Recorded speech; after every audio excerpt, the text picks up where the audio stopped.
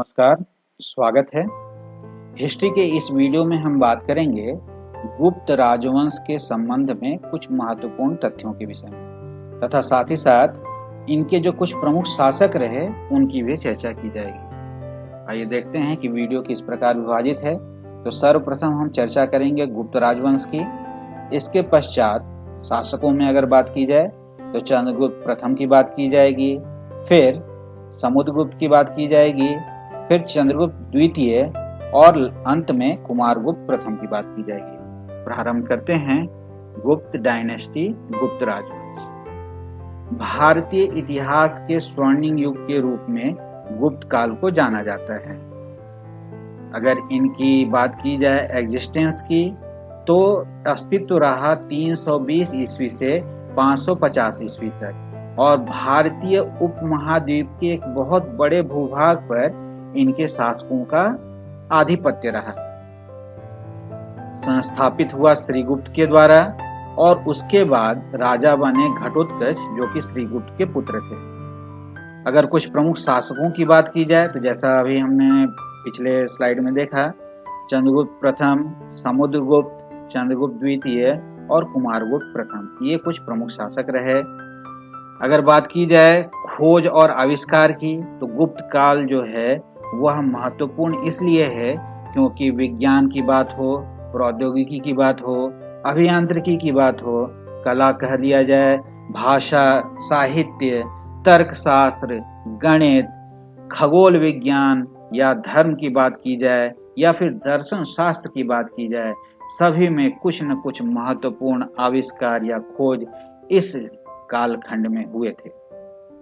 आगे बात करते हैं महान विद्वान जैसे कि कालिदास, आर्यभट्ट, वराहमिहिर, विष्णु शर्मा और वात्स्यायन आदि सभी गुप्त काल में ही उत्पन्न हुए और इन्होंने अनेक विद्वत क्षेत्रों में महान उपलब्धियां हासिल की। विज्ञान की बात की जाए या फिर राजनीतिक प्रशासन की बात कर ली जाए, गुप्त काल में एक नई ऊंचाई पर पहुंची ये सारी चीजें।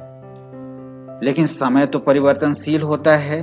जो बाद के राजा हुए गुप्त राजवंश के, वो अंततः वर्धन वंश के जो प्रतापी राजा हुए हर्षवर्धन, उनके हाथों पराजित हुए। हर्षवर्धन ने ही 7वीं सदी के प्रथम अर्धांश की अगर बात की जाए तो उस समय एक विशाल साम्राज्य की स्थापना की। आगे बात करते हैं चंद्रगुप्त प्रथम की। ये पुत्र थे घटोत्कच के और इनके शासनकाल की अगर बात करें तो माना जाता है 319 से 335 ईस्वी तक। इन्होंने अपनी जो शक्ति है वह विवाहिक जो संबंध थे उसके द्वारा बढ़ाई। इन्होंने विवाह किया कुमार देवी से जो कि एक लिच्छवी राजकुमारी थी और उस समय मगध का जो शक्ति का केंद्र था वह लिच्छवी की अगर बात करें, लिच्छवी जो गणराज्य था उसमें था। तो इन्होंने वैवाहिक संबंधों के द्वारा भी अपना जो है अपनी जो शक्ति है उसका विस्तार किया और इन्हें ही चंद्रगुप्त प्रथम को ही वास्तविक रूप में संस्थापक माना जाता है गुप्त राजवंश की। इन्होंने मगध की बात करें या फिर प्रयाग की बात करें या फिर साकेत की बात करें तो बहुत बड़ा भूभाग इन्होंने उसे हासिल किया और अपने साम्राज्य का विस्तार किया और इसी कारण से इन्हें जो उपाधि दी गई वह दी गई महाराजा धीराज। पाटलिपुत्र अगर बात करें तो यह राजधानी थी गुप्त राजवंश की और अधिकतर समय पाटलिपुत्र ही राजधानी रही गुप्त राजवंश की। आगे बात करते हैं समुद्रगुप्त की। शासनकाल रहा 335 से 380 ईस्वी। ये पुत्र थे चंद्रगुप्त प्रथम के और अगर विस्तार की बात की जाए गुप्त राजवंश की तो सबसे ज्यादा विस्तार समुद्रगुप्त के शासनकाल में ही हुआ। हिस्टोरियन इतिहासकार वीए स्मिथ ने इन्हें भारत का नेपोलियन कहा। क्यों कहा? तो इनकी जो बहादुरी थी, वह जो नेतृत्व क्षमता थी, उस कारण से भारत का नेपोलियन इन्होंने कहा किसे? समुद्रगुप्त को। बहुत सारे सिक्के अगर देखे जाएं गुप्त काल के तो उसमें आप पाएंगे कि समुद्रगुप्त जो हैं वह वीणा वादन कर रहे हैं, तो कला और संस्कृति से भी इनका जुड़ाव था। अब जो महत्वपूर्ण विद्वान थे जो कि समुद्रगुप्त के राज दरबार में मौजूद थे, उनमें थे हरिसेन, वसुबंधु और असंग। प्रयाग प्रशस्ति, यह नाम हम सबने सुना है। इसे लिखा गया था संस्कृत में हरिसेना के द्वारा और यह समुद्रगुप्त की जो उपलब्धियां हैं उसकी बहुत बड़ी एक लिखित अभिव्यक्ति की गई। इसे हम इलाहाबाद स्तंभ शिलालेख के नाम से भी जानते हैं, इलाहाबाद पिलर इंस्क्रिप्शन। और यह किसके विषय में है?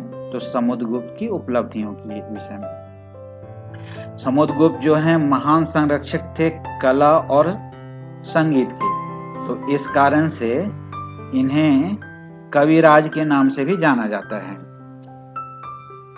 निश्चित तौर पे हिंदुत्व में इनका दृढ़ विश्वास था और यह भी कहा जाता है कि भगवान विष्णु के ये उपासक थे। लेकिन समुद्रगुप्त ने श्रीलंका के जो बौद्ध धर्म के मानने वाले राजा थे मेघवर्मन, उनको बोध गया में एक मठ बनाने की अनुमति भी प्रदान की गई। तो मतलब क्या है कि ये दूसरे धर्मों का भी आदर करना जानते थे। आगे बात करते हैं। चंद्रगुप्त द्वितीय शासन काल रहा 380 से 413 ईस्वी। पुत्र थे समुद्रगुप्त के, लेकिन समुद्रगुप्त की मृत्यु के बाद ये तुरंत राजा नहीं बने। राजा बने थे रामगुप्त और इनकी हत्या की चंद्रगुप्त द्वितीय ने। उनका राज्य लिया और उनकी पत्नी से ध्रुव देवी से विवाह किया। चंद्रगुप्त द्वितीय ने जो शक राजा थे रुद्रसिम्हा तृतीय, उन्हें हराया और उनके राज्य को अपने राज्य में समाहित किया और विक्रमादित्य जो है वह उपाधि धारण की। ये प्रथम राजा थे जिन्होंने सिल्वर कॉइन, चांदी के सिक्के जारी किए। ऑल्सो कॉपर कॉइन भी, तो तांबे के सिक्के भी इन्होंने जारी किए, लेकिन प्रथम शासक जिन्होंने सिल्वर कॉइन जारी किए वो थे चंद्रगुप्त द्वितीय। पाटलिपुत्र जो है वह राजधानी के रूप में बनती रही, लेकिन उज्जैन को भी द्वितीय राजधानी के तौर पर, गुप्त राजवंश के द्वितीय राजधानी के तौर पर विकसित किया गया चंद्रगुप्त द्वितीय के शासनकाल में। इन्हीं के दरबार की अगर बात करें तो 9 रत्न इनके दरबार में शामिल थे, जिनमें कालिदास, अमर सिन्हा, वराह मिहिर, धन्वंतरी आदि प्रसिद्ध रहे। चाइनीज जो चीनी यात्री थे फाहियान, इन्हीं के शासनकाल के दौरान भारत आए। अब बात करते हैं कुमारगुप्त प्रथम की, 413 से 455 ईस्वी। कुमारगुप्त प्रथम चंद्रगुप्त द्वितीय के पुत्र थे और उनके बाद शासक बने। इन्होंने जो उपाधि धारण की वो उपाधि थी महेंद्र आदित्य। अब ध्यान से अगर देखें, इनके शासन काल के जो अंत के साल थे उसमें जो गुप्त साम्राज्य था उसे चुनौतियां मिली। कहां से चुनौतियां मिली? तो जो मध्य भारत था उसमें पुष्यमित्र का विद्रोह और जो है हुन के जो आक्रमण थे वह भी बढ़ने लगे। लेकिन कुमारगुप्त प्रथम ने दोनों को जो है परास्त किया और अश्वमेध यज्ञ, हॉर्स सैक्रिफाइस, ये उन्होंने आयोजित किया जो इनकी विजय थी उसे सेलिब्रेट करने के लिए। इन्होंने नए सिक्के जारी किए जिसमें भगवान कार्तिकेय की जो प्रतिबिंब थे वो अंकित थे। नालंदा विश्वविद्यालय संस्थापक कुमारगुप्त प्रथम। इसके बाद इनके पुत्र स्कंदगुप्त राजा बने और इन्होंने भी हुनों से बहुत ही प्रतिभा के साथ लड़ाई की, उन्हें मैनेज किया। लेकिन जो कि लगातार आक्रमण होते रहे हुन के, तो उस कारण से क्या हुआ, यह जो साम्राज्य था वह धीरे धीरे कमजोर पड़ने लगा और स्कंदगुप्त की मृत्यु हुई 467 ईस्वी में और इनकी मृत्यु के बाद धीरे धीरे जो है वह गुप्त राजवंश का अंत प्रारंभ हो गया। वीडियो देखने के लिए धन्यवाद।